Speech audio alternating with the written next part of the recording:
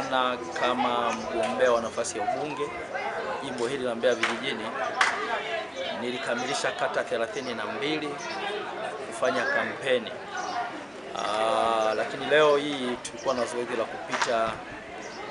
kuongea na makundi maalum tukilenga kuhamasisha lakini kuwakumbusha vijana,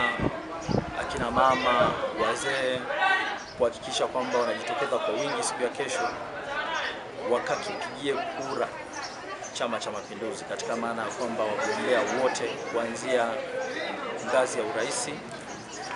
mgombea wetu Daktari Samia Suluhu Hassan, lakini mgombea wa ubunge ambaye ndio mimi mwenyewe Patali Shida Patali,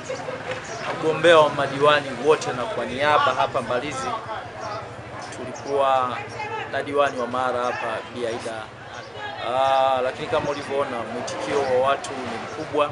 watu wana hali na wamejiandaa kweli kweli kuhakikisha kesho wanatumia haki yao